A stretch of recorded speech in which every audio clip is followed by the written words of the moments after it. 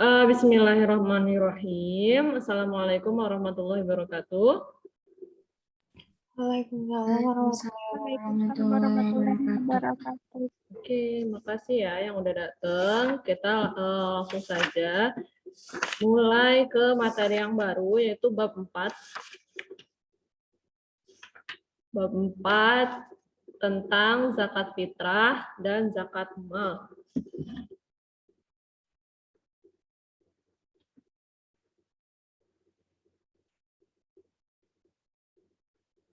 Oke, Ibu anggap kalian sudah buka bab 4.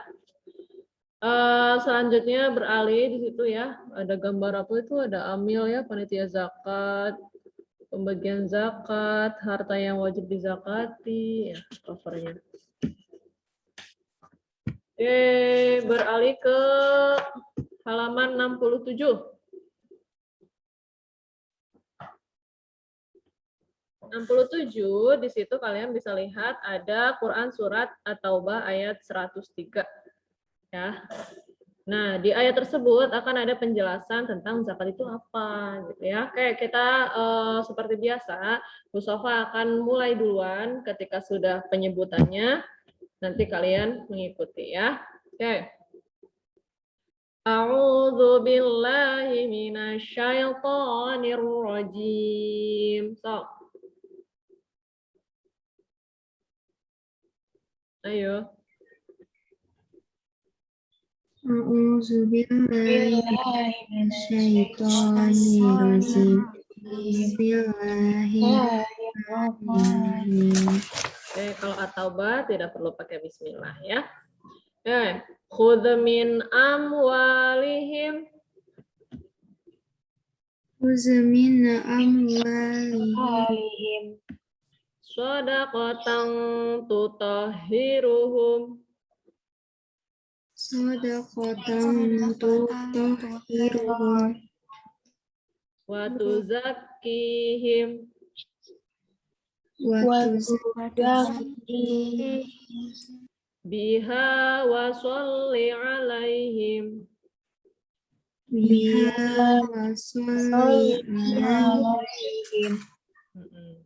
Inna sholataka sakanul lahum. Inna sholataka sakanun lahum. Wallahu sami'un alim. Wallahu sami'un alim. Bu Safa baca lengkap sampai akhir, nanti kalian mengikuti. Khudz min amwalihim shadaqatan tutahhiruhum wa tuzakkihim biha wa sholli alaihim. Inna sholataka sakanul lahum. Wallahu sami'un alim. Silakan. Khudz min amwalihim shadaqatan tutahhiruhum wa tuzakkihim biha wa sholli alaihim. Inna sholataka sakanun lahum. Wallahu sami'un alim. Oke, bagus ya. Shadaqallahul azim. Shadaqallahul azim. Oke ya. Di situ ada artinya, ambillah zakat dari harta mereka guna membersihkan dan menyucikan mereka. Dan berdoalah untuk mereka. Sesungguhnya doamu itu menumbuhkan ketentraman jiwa bagi mereka. Allah Maha Mendengar, Maha Mengetahui. Quran surat At-Taubah ayat 103. Di situ ada pengertian zakat ya. Ambillah zakat dari harta mereka guna membersihkan dan menyucikan mereka. Jadi pengertian zakat itu adalah membersihkan atau menyucikan ya. Terus lanjut lagi, dan berdoalah untuk mereka. Nah, Nabi Muhammad SAW disuruh atau diminta ya, bukan disuruh, diminta untuk mendoakan mereka yang diambil zakatnya, maksudnya ya, Supaya apa? Supaya dilanjut. Sesungguhnya doamu itu menumbuhkan ketentraman jiwa bagi mereka. Kenapa harus didoain dan bisa menenteramkan jiwa? Karena orang-orang itu biasanya males zakat. Ya, jangan atau ibu zakatnya meni ngurang-ngurangin uang aja gitu ya.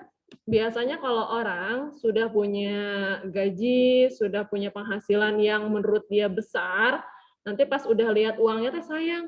Aduh, masa sih dizakatin 2,5% dari gaji saya, kan misalnya 2,5% dari gaji sekian itu 2 juta misalnya.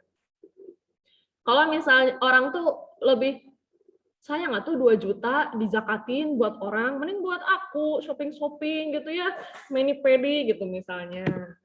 Gitu, kebiasaan manusia itu ketika sudah melihat harta yang banyak, itu sayang untuk membagikan ke yang membutuhkan. Jadi Nabi Muhammad diminta untuk mendoakan mereka yang diambil zakatnya supaya lebih ikhlas, lebih ridho, tumbuh juga keinginan untuk zakat secara kontinu atau terus-menerus. Itu. Ya, maksudnya Rasulullah mendoakan orang yang diambil zakatnya. Jelas ya di At-Taubah ayat 103. Nah, untuk penjelasan selanjutnya itu adalah konsep zakat itu sendiri. Zakat itu bagiannya apa aja ya, di situ kan kalian lihat banyak banget ya materinya. Itu ada nisab, ada apa macam-macam. Nah, jadi Bu Sofa mencoba untuk buat skema, tapi skemanya dari papan tulis dan mungkin agak kurang jelas sepertinya ya. Nah, ini coba dilihat dulu. Bentar-bentar.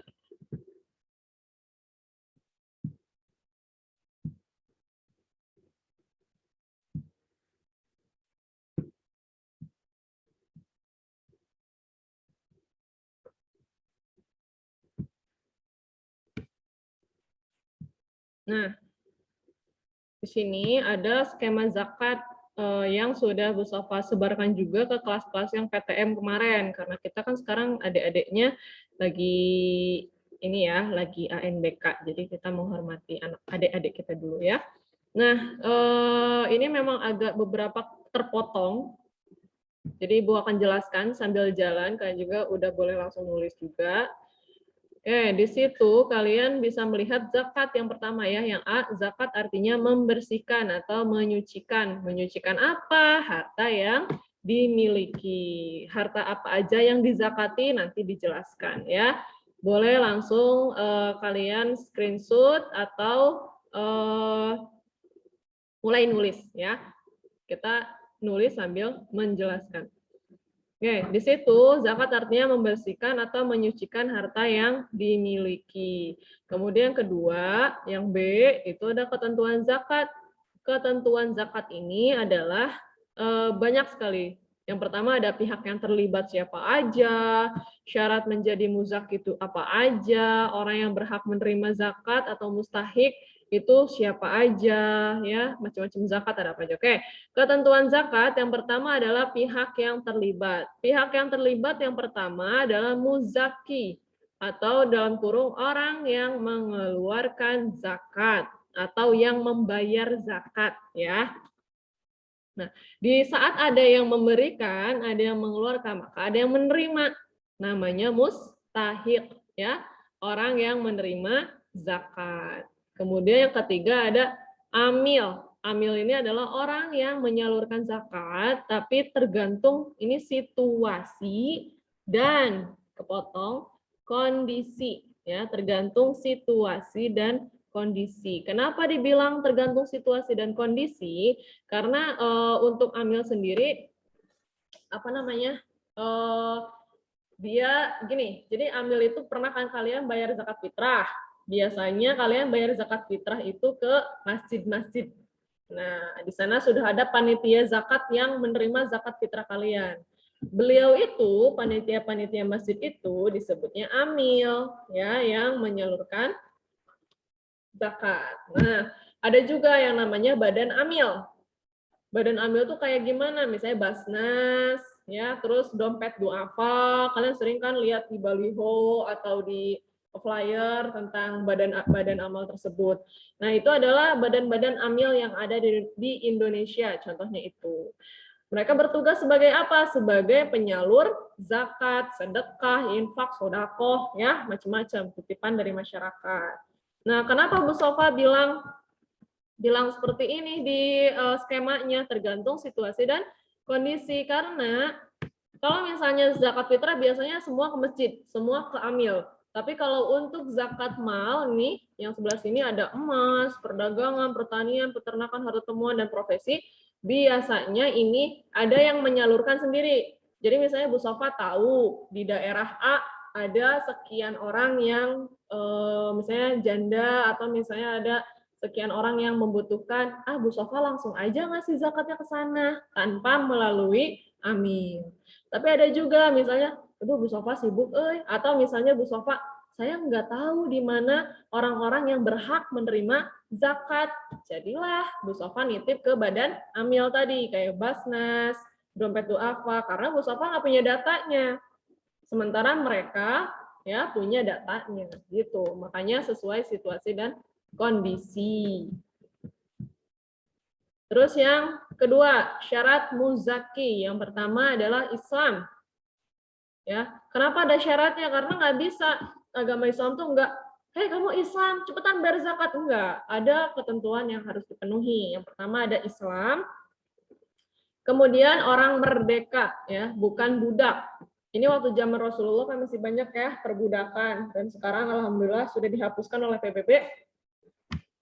Jadi yang namanya budak itu mereka memiliki kekangan di atasnya, ada yang menekan, terbatas pendidikan, kemudian dia juga terbatas ruang sosialisasinya, terbatas juga keagamaannya. Kenapa? Mau sekolah nggak boleh, mau bersosialisasi sama status sosialnya lebih tinggi, misalnya kita nih ngomong sama misalnya sama pejabat, dulu mah nggak boleh karena rendahan gitu, katanya gitu ya. Terus nggak boleh menjalankan ibadahnya sendiri kecuali atas izin tuannya. Padahal kan ibadah mah buat Tuhan ya, tapi karena budak dia harus apa-apa izin ke tuannya. Bahkan kalau mau istirahat aja mereka harus izin dulu itu ya. Makanya disebut budak. Mereka nggak merdeka, mereka tertekan, tertahan, terkekang ya. Gitu. Zaman dulu juga penjajahan itu disebut juga dengan budak jajahan, kan? Karena mereka terkekang baik sosial, ekonomi, pendidikan, religinya semuanya terkekang. Dan ketika kita sudah menyatakan kemerdekaan, nah disebutlah kita negara yang merdeka atau orang merdeka gitu ya, tidak ada kekangan lagi atasnya. Gitu. Bu, aku juga terkekang. Misalnya aku nggak bisa tidur hari Minggu sepanjang hari soalnya terkekang sama si mama diceraikan. Lain atau ya beda lagi itu mah beliau mendidik dan membina kalian, bukan memperbudak kalian ya. Itu orang merdeka. Kemudian yang ketiga adalah harta milik sendiri. Hartanya milik sendiri, bukan punya orang lain. Misalnya dia punya emas 3 kilo misalnya. Terus yang bayarin Bu Sofa? Nggak bisa, karena hubungan dia sama Bu Sofa itu hanya sebatas guru dan murid. Yang dengan kata lain masih orang lain, gitu ya, nggak ada hubungan darah, dan sebagainya. Tapi kalau misalnya dia punya emas 3 kilo, berarti yang bayar ya dia sendiri, kan yang punya dia. Atau misalnya dibayarin sama mama sama papa, boleh. Karena misalnya dia masih dalam pengawasan orang tua, dan masih keluarga juga kan, jadi boleh ya. Terus yang keempat, harta yang dimiliki mencapai, ini kehapus ya, mencapai nisab. Nisab teh apa? Nisab teh adalah ukuran harta minimal, ini ya, kehapus lagi, kepotong. Ukuran harta minimal dari harta yang dimiliki agar bisa ikut zakat atau enggak. Coba kita lihat contohnya di halaman 70. Di halaman 70 itu kalian bisa lihat ada gambar emas, ada tulisan emas ya, zakat emas dan perak. Terus di penjelasan zakat emas dan perak ada gambar apa itu teh, panah muringkel ya, panah muringkel, ngerti lah kalian ya. Di situ ada nisab emas. Nisab emas sama dengan 93,6 gram atau pendapat lain 85 gram. Nah, nisab itu tadi kata Bu Sofa adalah ukuran harta minimal yang bisa menentukan kita bisa ikut zakat atau enggak. Contoh, di situ nisab emas minimal punya 93,6 gram. Bu Sofa punya 100 gram, berarti sudah wajib zakat emas. Jadi gini loh, itu nisab emas kan 93,6 gram minimalnya. Dengan kata lain, jika Bu Sofa sudah punya emas minimal 90,6 gram, maka Bu Sofa wajib zakat. Ya, minimal segitu atau di atas minimal itu. Tapi jika Bu Sofa memiliki emas di bawah ukuran nisab tersebut, ukuran nisabnya berapa? 93,6, maka Bu Sofa sunnah membayar zakat. Misalnya Bu Sofa nggak punya 93,6, punyanya 50 gram, berarti Bu Sofa sunnah membayar zakat emas. Kalau dibayarkan, alhamdulillah bagus banget. Tapi kalau misalnya Bu Sofa nggak bayar zakat juga nggak apa-apa. Karena ukuran minimal boleh ikut zakat itu 93,6 gram. Boleh ikut zakat emas ya maksudnya. Itu. Terus kalau nisab perak beda lagi. Tuh, lihat kalian lihat ya di bawah. 624 gram. Kenapa graman perak lebih kecil? Karena nilai jual perak dan kandungan logam yang dimiliki oleh perak lebih rendah dari emas. Makanya minimalnya juga lebih besar. Misalnya Bu Sofa punya 700 gram perak, maka Bu Sofa wajib untuk membayar zakat perak tersebut. Tapi kalau misalnya Bu Sofa punyanya cuma 100 gram perak, berarti Bu Sofa sunnah membayar zakat perak yang 100 gram tersebut. Kadar zakat keduanya, maksudnya zakat yang diambil dari emas dan perak yang kita miliki itu hanya sebesar 2,5% dari zakat dari perak atau emas yang kita miliki. Gitu ya maksudnya. Oke. Terus yang kelima adalah mencapai 1 tahun. Maksudnya adalah harta yang dimiliki oleh kita sudah tersimpan, sudah dimiliki selama 1 tahun.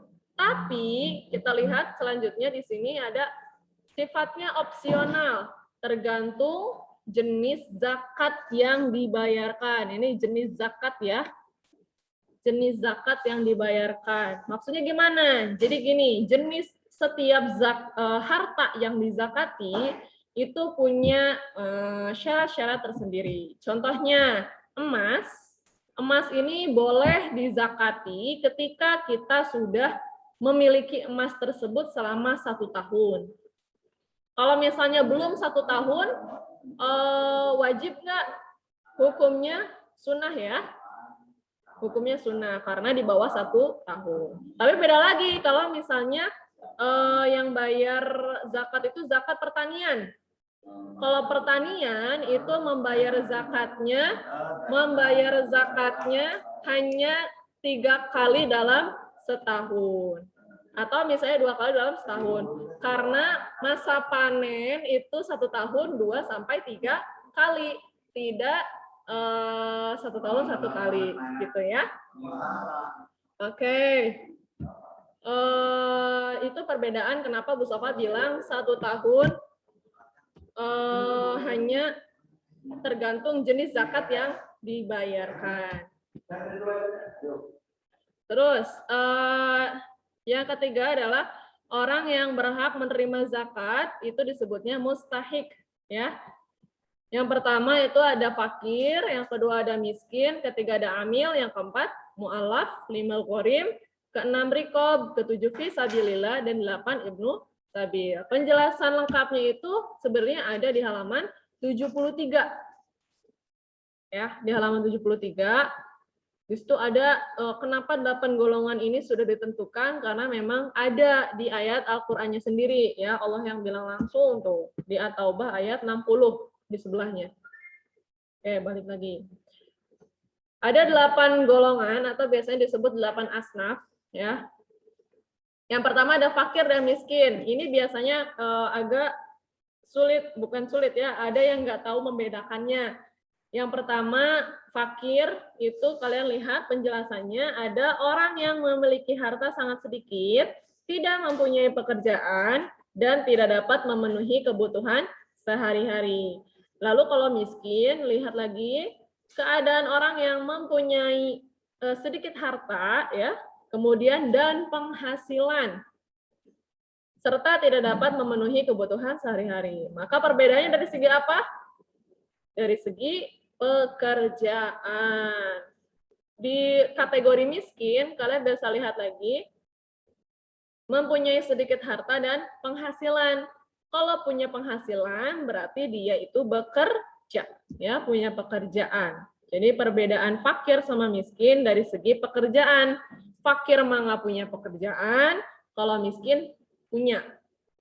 Kalau teman-teman kalian yang kelas lain bilangnya kalau fakir mah teboga segala-gala, Bu, katanya gitu ya, karena uang nggak punya, pekerjaan juga nggak punya. Tapi dua kategori ini sama-sama tidak bisa, ya, belum bisa memenuhi kebutuhan sehari-hari secara lengkap. Jadi dibilangnya masuk ke 8 golongan ini.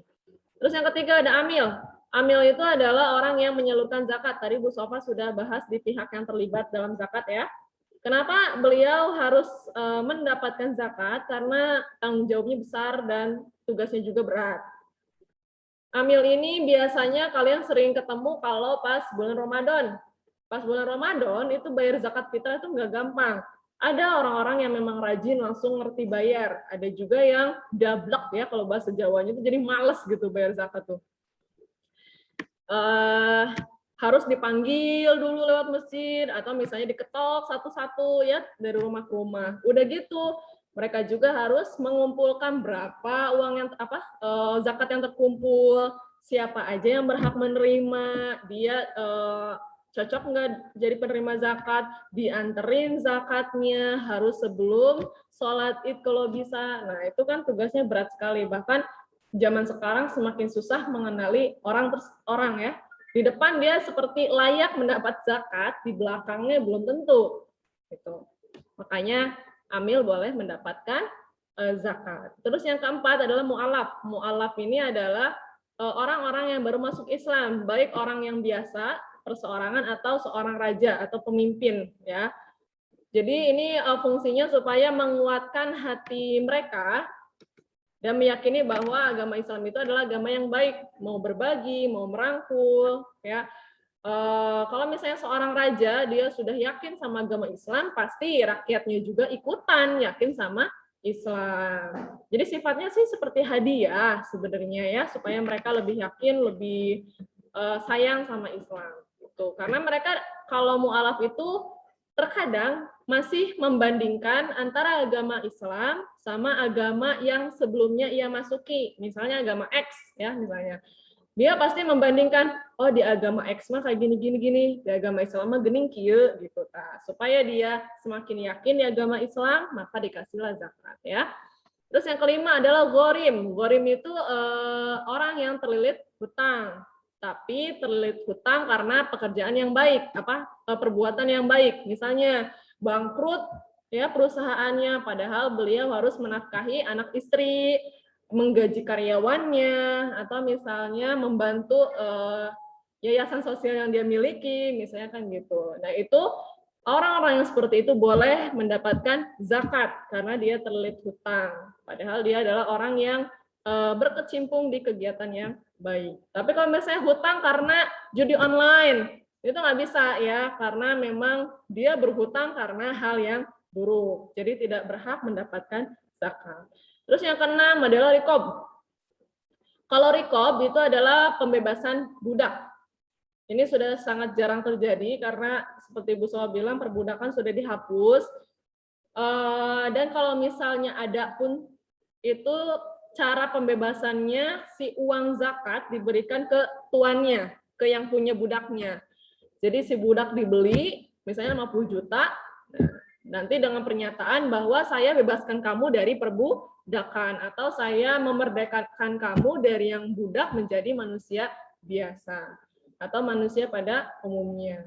Ada juga yang bilang si zakat itu dibayarkan ke tuannya, terus sebagiannya lagi dikasihkan ke budak tersebut sebagai modal untuk pekerjaan yang lebih layak untuk dia, harapannya begitu. Tapi ini udah jarang banget sih ya.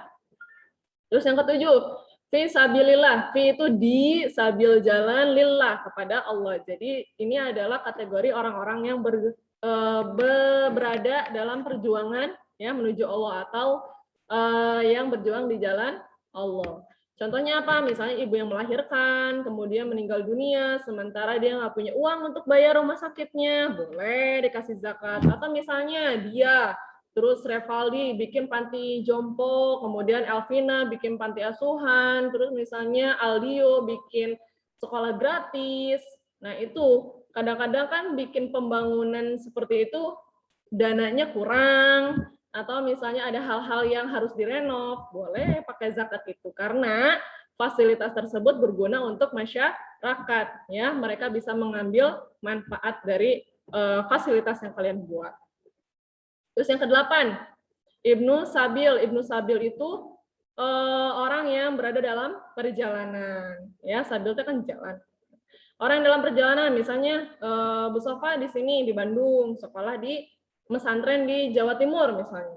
Nah, di perjalanan itu kehabisan ongkos, kehabisan bekal, boleh nggak dapat zakat? Boleh. Karena perjalanan Bu Sofa itu bermaksud untuk belajar. Lain lagi kalau misalnya si A dalam perjalanan menuju diskotik atau dalam perjalanan menuju mencelakakan orang. Nah, orang-orang yang seperti itu kan perjalanannya dimaksudkan untuk tujuan yang jelek, maka tidak berhak mendapat zakat. Itu ya. Ini kalau yang fisabilillah biasanya kalau badan amil itu kayak yang tadi ya, dompet duafa, basnas, itu mereka keliling ke tempat-tempat terpencil, apakah sudah dapat zakat atau belum. Jadi bisa dipertanggungjawabkan ya badan-badan amal tersebut. Oke, lanjut. Ada macam-macam zakat. Yang pertama ada zakat mal, yang kedua ada zakat fitrah. Zakat mal itu adalah zakat harta yang dimiliki, dan ini adalah jenis-jenis harta yang bisa dizakati atau wajib dizakati. Yang pertama, jika kita memiliki simpanan emas dan perak. Kemudian yang kedua ada perdagangan, hasil berdagang apa aja ya, perdagangan yang baik. Kalau perdagangan yang buruk terus bayar zakat jadi baik? Enggak ya. Jadi hasil perdagangan, kemudian ketiga pertanian atau perkebunan juga sama ada. Terus yang keempat peternakan, baik peternakan ikan ataupun hewan-hewan lainnya ya kayak sapi, kerbau. Terus yang kelima adalah harta temuan atau rikaz ya ini. Harta temuan tuh misalnya kalian jalan nih, terus ketemu berlian di jalan, berlian zaman Majapahit, atau misalnya emas pada zaman kerajaan Inggris tahun sabaraha gitu misalnya ya, itu disebut harta temuan, ada zakatnya. Bahkan aturan negara juga mengatur hal ini. Terus yang keenam adalah profesi, jenis zakat baru. Kenapa disebut jenis zakat baru? Karena zakat jenis profesi ini adalah zakat hasil pemikiran ulama-ulama kita. Kenapa? Karena zaman Rasulullah nggak ada yang jadi profesi YouTuber, jadi astronot, jadi chef, jadi insinyur, nggak ada ya. Yang ada itu perdagangan, pertanian, dan peternakan waktu zaman Rasulullah ya. Makanya karena profesi di dunia sudah sangat beragam dan pantas untuk dizakati si gajinya atau upahnya, maka profesi menjadi salah satu jenis yang wajib dizakati. Begitu, makanya dia masuk kategori zakat mal ya, karena mengambil zakat dari gaji atau upah yang dia dapatkan baik per bulan maupun per tahunnya. Perhitungannya gimana nanti kita akan hitung bareng-bareng minggu depan ya. Tapi karena COVID tentu nanti Bu Sofa akan sederhanakan hanya beberapa jenis zakat saja yang kita latihan aja ulangan gitunya ya hitungannya. Oke, silakan di screenshot atau misalnya kalian jadi screenshot, terus nanti ditulis ulang di buku kalian. Nanti Ibu cek siapa sesi selanjutnya yang masuk PTM. Nanti Ibu lihat bukunya. Apakah sudah betul bikin skema ini atau belum. Kenapa dibuat di sini? Karena kadang-kadang kalau di PowerPoint kan tulisannya malah kecil banget ya. Jadi ini di papan tulis langsung dibuat skemanya. Atau ada yang mau ditanyakan nggak? Tulisannya takut kurang jelas, Bu, itu teh apa gitu? Ada nggak?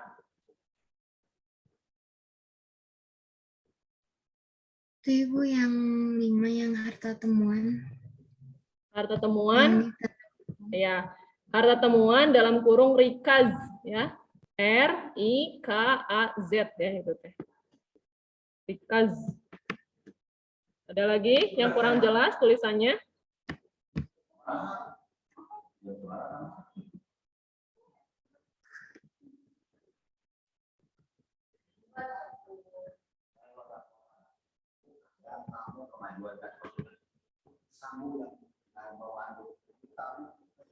Oke, sudah cukup ya. Karena Zoom-nya sudah mau habis, terus materi juga alhamdulillah sudah. Ini udah di screenshot semua? Nanti ada sih Zoom-nya ya, nanti Bu kasih. Karena sudah mau habis, tuh. Jadi kita tutup dengan membaca hamdalah. Alhamdulillahirabbil alamin. Ya, terus kita tutup juga dengan membaca doa kifaratul majelis. Subhanakallahumma wa bihamdika asyhadu alla ilaha illa anta astaghfiruka wa atubu ilaik. Alhamdulillah. Terima kasih. Salam untuk Mama Papa ya. Udah memberikan fasilitas kalian bisa belajar sama Bu Sofa hari ini. Semoga sehat sekeluarga. Amin. Kita tutup langsung ya. Wassalamualaikum warahmatullahi wabarakatuh. Terima kasih yang sudah datang.